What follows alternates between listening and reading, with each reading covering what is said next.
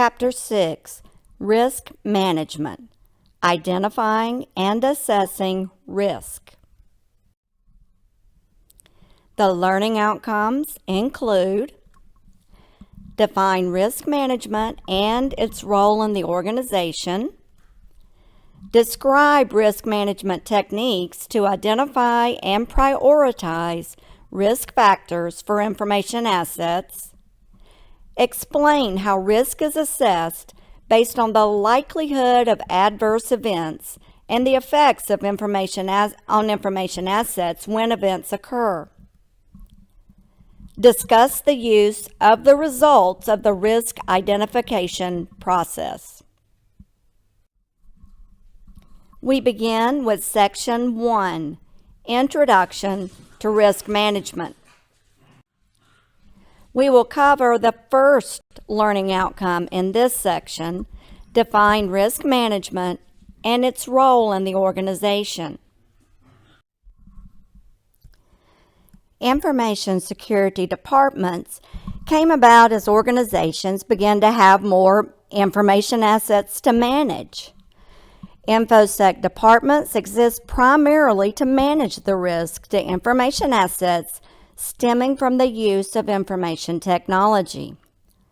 Who is responsible for managing risk? Managing risk is one of the key responsibilities of every manager within the organization.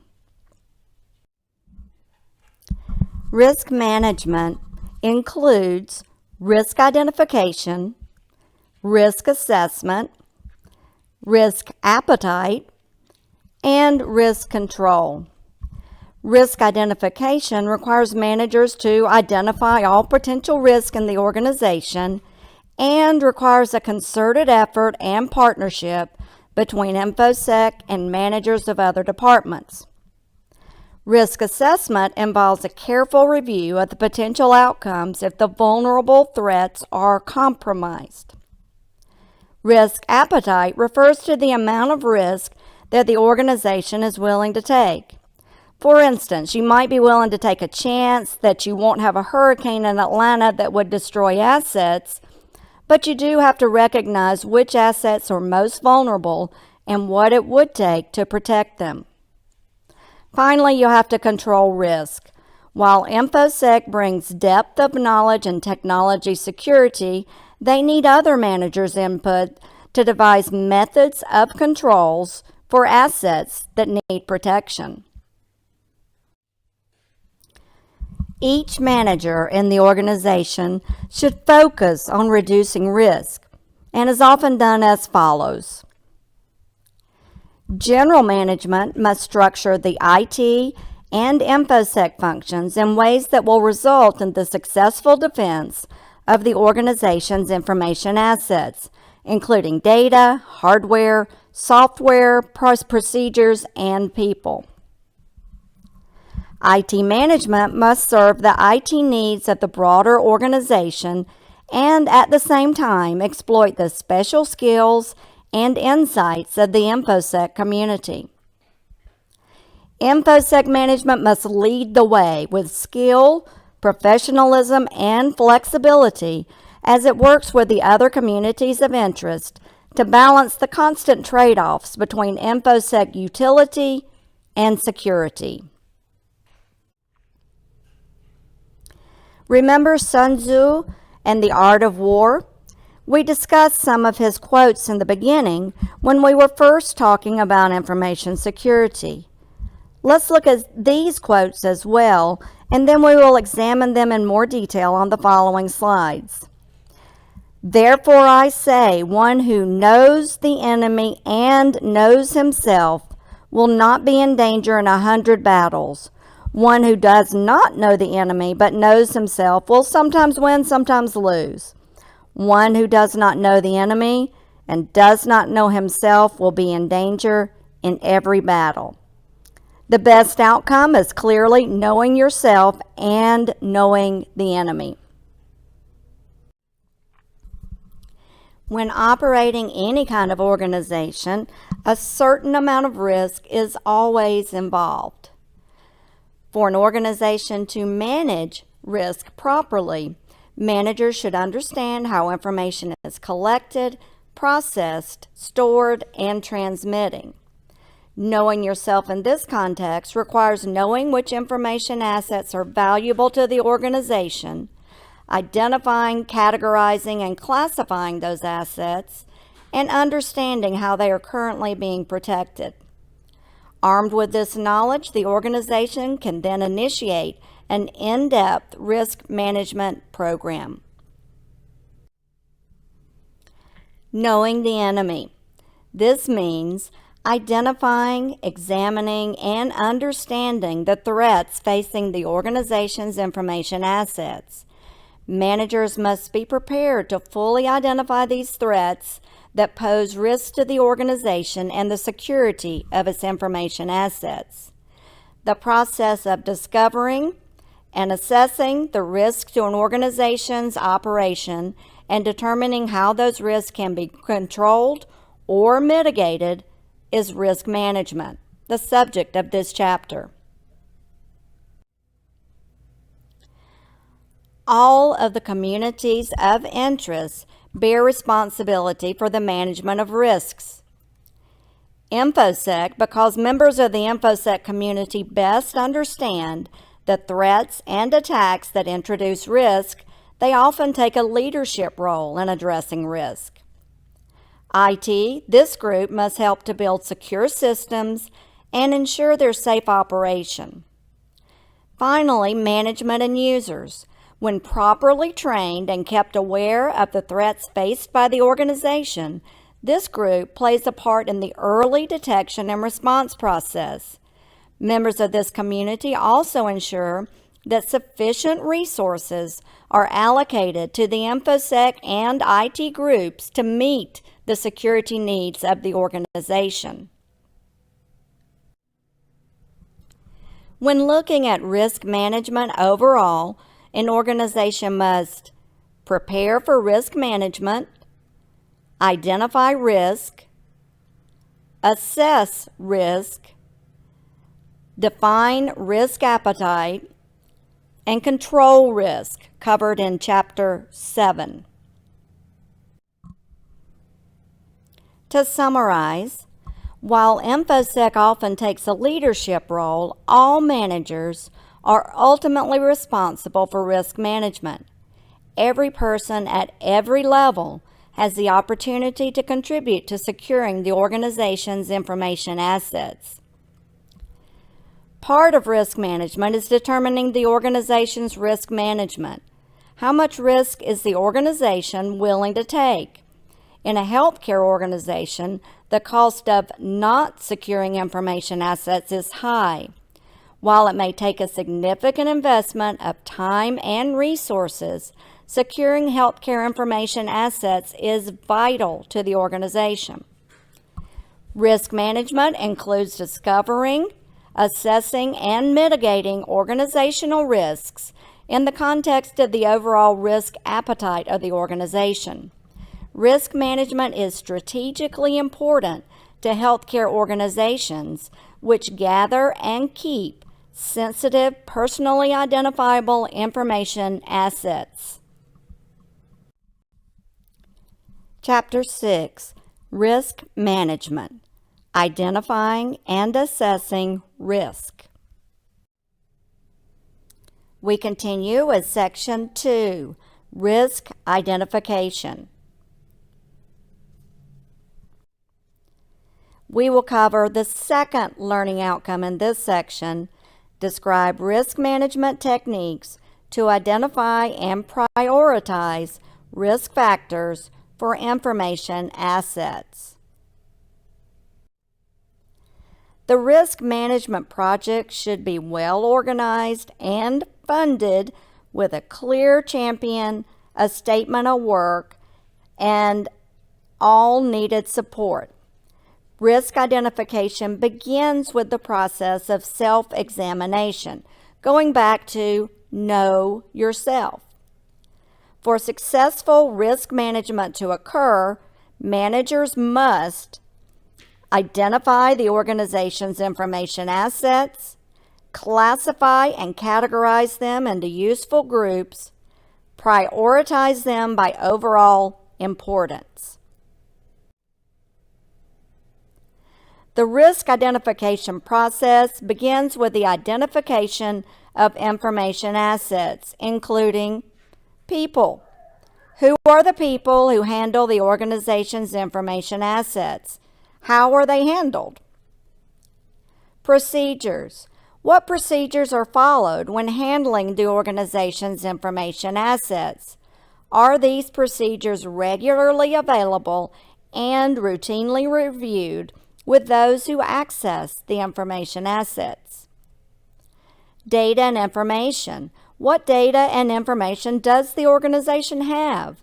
This would include any reports and/or data analytics that the organization uses. Software. What software components do we have? What sorts of licensing agreements are in place? Hardware. What hardware do we have? This includes infrastructure and components that employees take with them at home, when traveling, etc. And networking elements. How are our technology components linked to each other? How do people access the information assets? Do we have information assets stored off-site, perhaps in cloud computing? At this point in the risk management process, we should identify the assets without prejudging value. Values will be assigned later in the process. Here are a few examples of each element in the risk identification process. People include internal and external personnel such as trusted employees, other staff members, people we trust outside our organization, and strangers. Procedures include IT and business standard procedures, as well as IT and business sensitive procedures. Do we handle sensitive information assets differently than those we categorize as non-sensitive? Data includes what is transmitted, processed, and stored. Software includes all applications, operating systems, and security components in place. Hardware includes systems and peripherals, as well as security devices. Finally, networking includes local area networks, intranets, internet or extranet components, and cloud-based components. Clearly, you can see the importance of involving all managers to help properly identify all risks. Many organizations use asset inventory systems to keep track of their hardware, network, and software components. Whether automated or manual, the inventory process requires a certain amount of planning. The organization must determine which attributes of the information assets should be tracked, and that will depend on the needs of the organization and its risk management efforts. When deciding which attributes to track for each information asset, consider the following list of potential attributes. Name, what is it? Asset tag, how is it marked or tagged? IP address, where is it located? MAC address, what is its MAC address if relevant? Asset type, what type of asset is it? Technology, data, etc. Serial number, how can you uniquely identify the asset? Manufacturer name, who is the manufacturer? Manufacturer's model or part number, what is the manufacturer's model and or part number? Software version, update revision, or FCO number, is this version 1, 2, etc.? Physical location, where is it located? Logical location, where is it logically located? Controlling entity, who controls the asset? If you have a laptop or other mobile device from your organization, you've likely seen an asset tag on it, one that uniquely identifies it. That way, the organization knows you have an iPhone 8 that was purchased on 1/1/2018 and assigned to you on 1/3/2018. Responsibility for identifying, describing, and evaluating these information assets should be assigned to managers who possess the necessary knowledge, experience, and judgment. As these assets are identified, they should be recorded via a reliable data handling process like the one used for hardware and software. For instance, you may track your assets in a database or similar asset management systems. Let's take a look at some of the suggested attributes, starting with people. You may have employee IDs or other methods of tracking employee access to data and information. Each employee has a supervisor who has a corresponding unique identifier. Employees may have different security clearance levels. For instance, HR would have access to information about employee health insurance, salary, performance evaluations, etc. But unless there's a clear need, a nurse with no supervisory authority won't need access to that data. Finally, if the person has any special skills, certifications, or licenses like RN or MD, and the appropriate licensing authority. Next, we move to procedures. You should describe the procedure and what its purpose is. Do you have a procedure in place when someone requests access to data? If so, describe it. What software or hardware or networking elements are linked with the procedures? For instance, if you have a procedure to do maintenance on a certain system the fourth Saturday of the month from 12:01 a.m. to 5 a.m., it should be recorded. Where is the location of the procedure, the one where employees can easily access it if needed? And where is the procedure stored for updating purposes, and then likely transferred to reference storage after update? For data, you need to classify what it is, who owns, creates, and or manages the data. How big is it? What sort of data structure is used? If it is it available online or offline or both? Where is it located? And how is it backed up?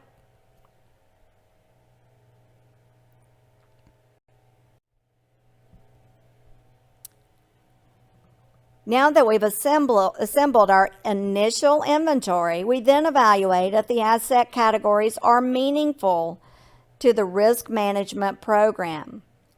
Inventory should reflect the sensitivity and security priority assigned to each information asset. A data classification scheme categorizes these information assets based on their sensitivity and security needs. Each category designates the level of protection needed for a particular information asset.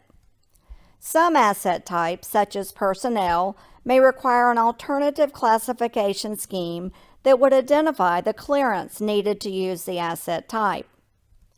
Classification categories must be comprehensive and mutually exclusive. As each information asset is identified, categorized, and classified, a relative value must be assigned. Relative values are comparative judgments made to ensure that the most valuable information assets are given the highest priority. For example, which information asset is the most critical to the success of the organization? Which information asset generates the most revenue? Which information asset generates the highest profitability? Which information asset is the most expensive to replace? Which information asset is the most expensive to protect?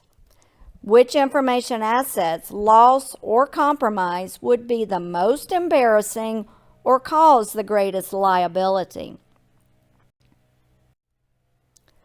Let's look at a sample asset classification worksheet.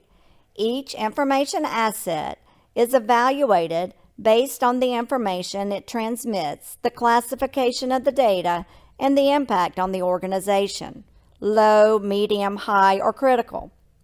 Let's look at a couple of these. For example, the bills of lading, BOL, are outbound when we send the information we need to the outsourcer. Maybe we send data to be archived, for instance. It's confidential data and the impact is high. We cannot compromise the security of patient data. For outbound data, the impacts are high if compromised, while for inbound data, including data received for others, the impact to profitability is medium. The supplier needs to ensure that the data they send is confidential. Once we get it, we will protect it. For instance, say Blue Cross Blue Shield of Georgia sends a response to the bill we filed on the patient's behalf. We protected the outgoing data, and BCBS Georgia must protect it on their end. Obviously, it's most important to protect those information assets with higher data classifications and greater impacts on profitability and/or impacts on compliance with laws.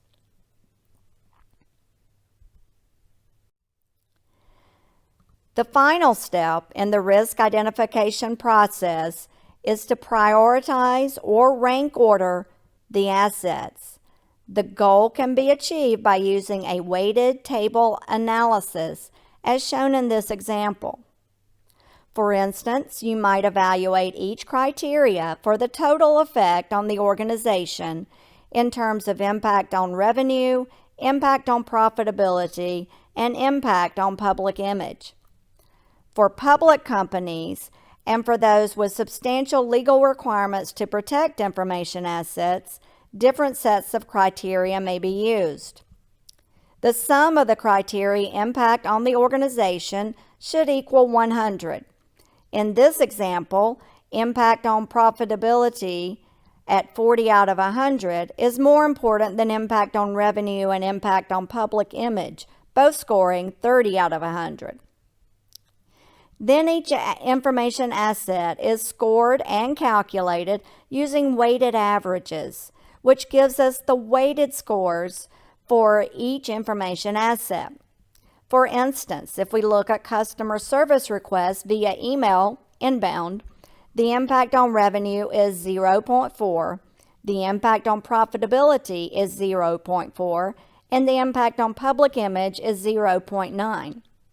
The weighted sum is calculated as follows: 0.4 times 30, impact on revenue, plus 0.4 times 40, impact on profitability, plus 0.9 times 30, impact on public image, to give a weighted score of 55.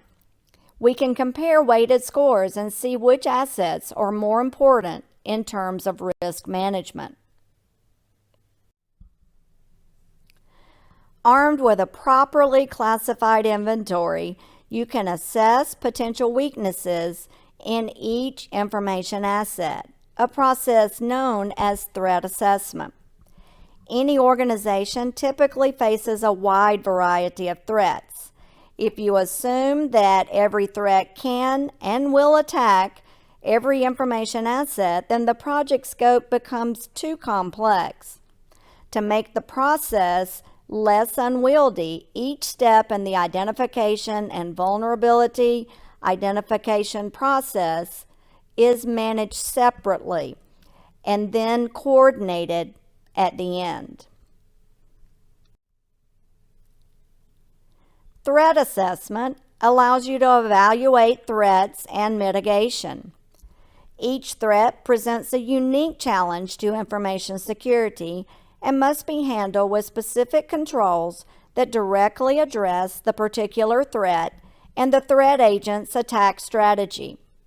Before threats can be assessed in the risk identification process, however, each threat must be further examined to determine its potential to affect the targeted information asset. Here are several examples of threats to information security. We will look at a couple of them, and you may take a look at others that may be relevant to your distinct organization. Let's look first at human error or failure. That's likely to happen, maybe even multiple times a day, hours, whatever.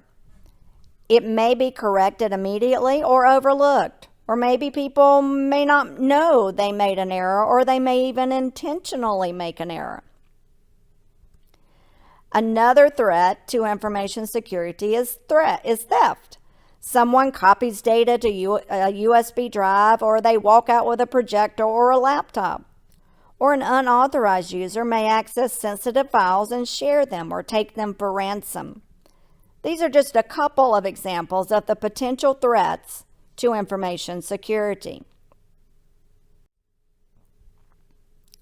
The following points can help us understand the various threats and their potential effects on an information asset.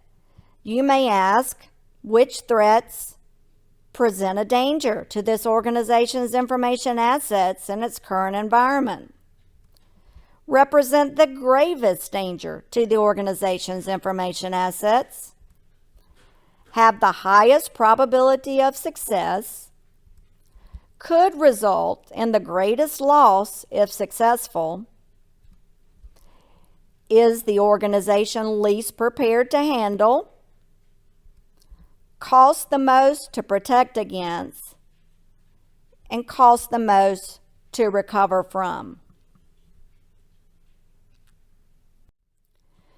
Just as it did with information assets, the organization should conduct a weighted table analysis with threats.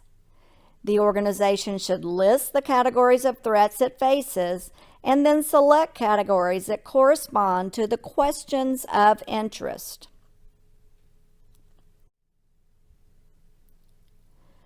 Once the organization has identified and prioritized both its information assets and the threats facing those assets, it can begin to compare information assets to threats. This review leads to the creation of a list of vulnerabilities that remain potential risk to the organization. Vulnerabilities are specific avenues that threat agents can exploit to attack an information asset. A list should be created for each information asset to document its vulnerability to each possible or likely outcome. For instance, you might do a vulnerability assessment of a router. One threat is compromises to intellectual property. The router itself is not valuable, but the assets it protects are vulnerable if the router doesn't do its job. Another threat is forces of nature. If the router fails and there are not controls in place to compensate for that failure, then all information assets may be vulnerable. You could also have quality of service deviations from service providers. Perhaps the electrical power company fails. You or they need a backup or may very well experience failure. Even something as simple as theft has vulnerabilities. Sure, it doesn't cost much to replace the router, but if the router fails, then other information assets which the router protects could be compromised if the router is stolen.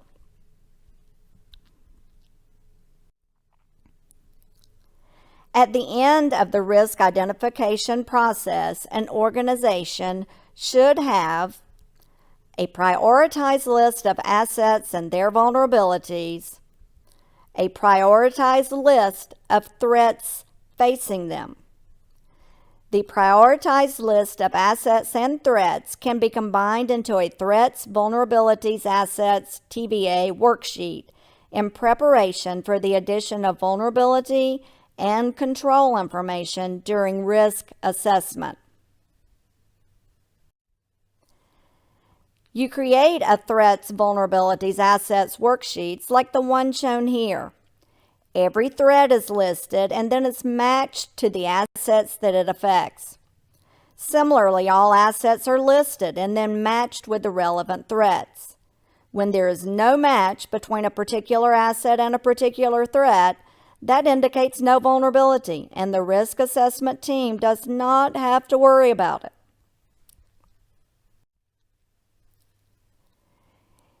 It's important to have a structured method of identifying and prioritizing risk factors for information assets.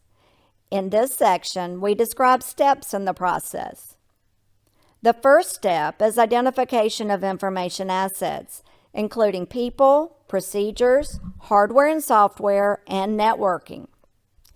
During risk identification, you determine which assets to track and assess the value of the information assets.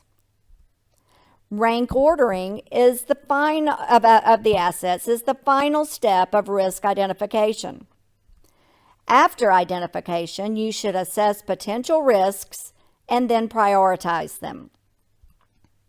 You bring it all together in a Threats, Vulnerabilities, Assets, TVA worksheet to identify information security priorities.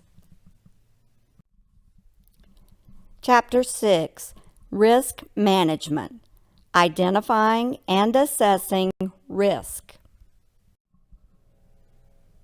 We continue with Section 3, Risk Assessment and Risk Appetite.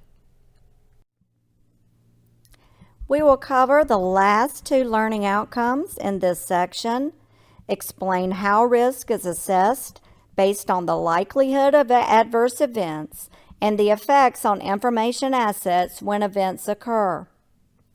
Discuss the use of the results of the risk identification process.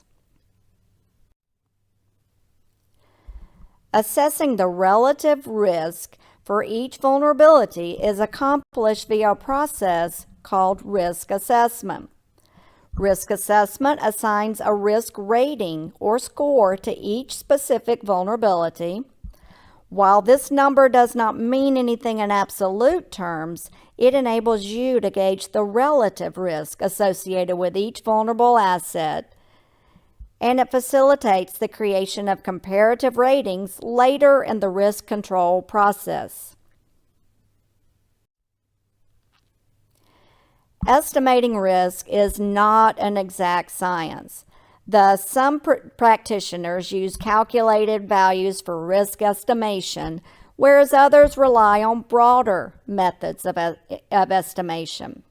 Whichever method you use, the goal is to develop a repeatable method to evaluate the relative risk of each of the vulnerabilities that have been identified and added to your list. Likelihood is the overall rating, a numerical value on a defined scale of the probability that a specific vulnerability will be exploited. Using the information documented during the risk identification process, you can assign weighted scores based on the value of each information asset, i.e. 1 to 100, low, medium, high, etc. Whatever rating system you employ for assigning likelihood, use professionalism, experience, and judgment to determine the rating, and use it consistently. And wherever possible, use external references for likelihood values after reviewing and adjusting them for your specific circumstances. One method of estimating risk uses the following. Risk is the likelihood, L, that the threat as to an asset will result in an adverse impact, multiplied by the consequences or level of impact, I, on the value of an asset as a result of a successful attack, less the percentage of risk mitigated, M, by current controls, plus the degree of uncertainty, U, of current knowledge to the threat asset environment. Or phrased as an equation, R equals L times I minus M% plus U%. Let's take a look at an example and then do some calculations. Asset A has an impact value of 50, along with vulnerability number 1 with a likelihood of 1.0, no current controls, and 90% accurate assumptions. Asset B has an impact value of 100 and 2 vulnerabilities. Vulnerability number 2 has a likelihood of 0.5, current controls addressing 50% of risk vulnerability. Vulnerability number 3 has a likelihood of 0.1, no current controls. For asset B, both assumptions are 80% accurate.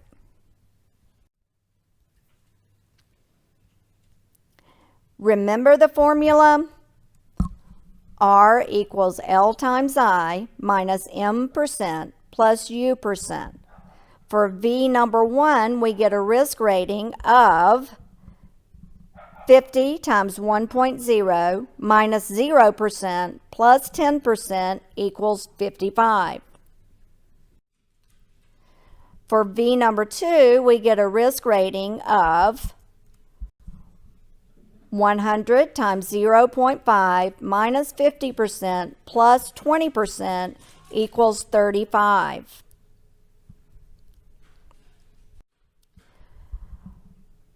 For V number 3, we get a risk rating of 100 times 0.1 minus 0% plus 20% equals 12. We can compare the relative risk ratings of each of the asset vulnerability combinations to determine which risk we should consider of higher importance. This is an easy to understand, practical way to compare multiple information assets with multiple vulnerabilities.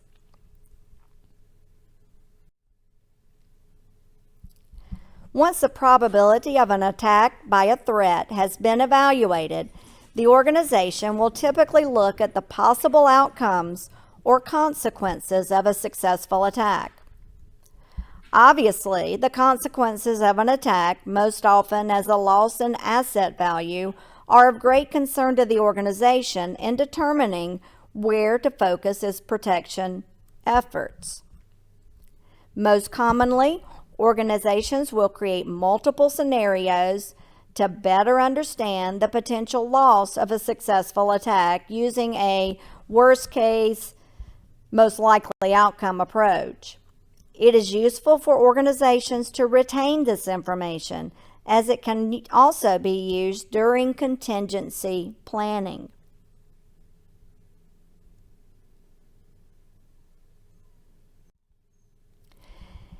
If a vulnerability is fully managed by an existing control, it can be set aside. If it is partially controlled, estimate what percentage of the vulnerability has been controlled and then decide if additional controls are needed. However, it is not possible to know everything about every vulnerability. That's where uncertainty comes into play. Uncertainty is an estimate made by the manager using judgment and experience. The degree to which a current control can reduce risk is thus subject to estimation error.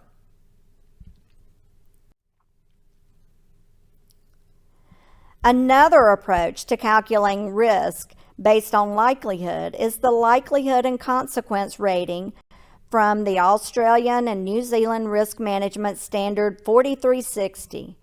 This process uses qualitative methods of determining risk based on a threat's probability of occurrence and expected results of a successful attack. In the example shown here, risks are rated at levels 1 to 5, where 1 equals insignificant and 5 equals catastrophic. The higher the level, the more controls you will need. Looking further at the Australian and New Zealand Risk Management Standard 4360, we can see consequence levels for organizational threats. In the table, the likelihood of occurrence ranges from A equals almost certain to E equals rare. Next, consequences and likelihoods are combined, enabling the organization to determine which threats represent the greatest danger to the organization's information assets. The resulting rankings can then be inserted into the TVA tables for use in risk assessment.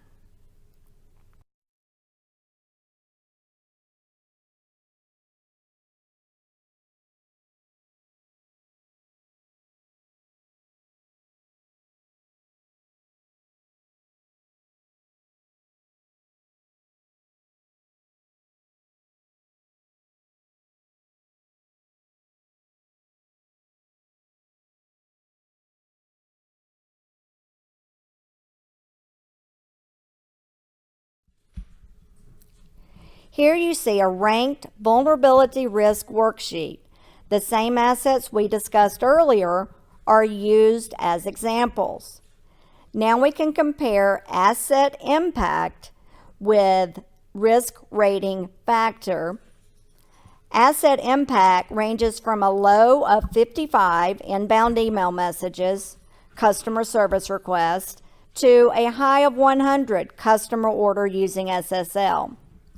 The likelihood of a vulnerability occurring ranges from 0.2 inbound email messages to 0.025 customer order via SSL. This matrix helps us determine where we should focus our controls to minimize risks.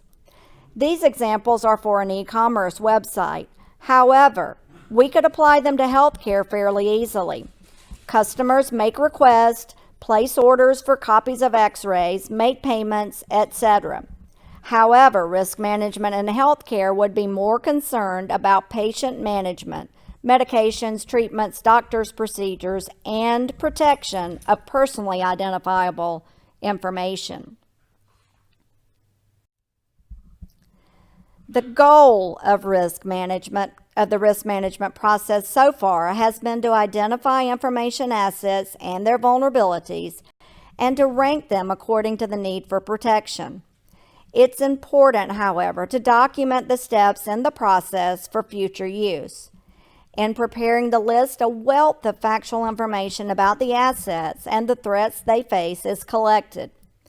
Also, information about the controls that are already in place is collected. As this table shows, some of the deliverables for the risk management process include Information Asset Classification Worksheet, Weighted Criteria Analysis Worksheet, and TVA Worksheet. The final summarized document is the Ranked Vulnerability Risk Worksheet. All of these documents should be retained for future use.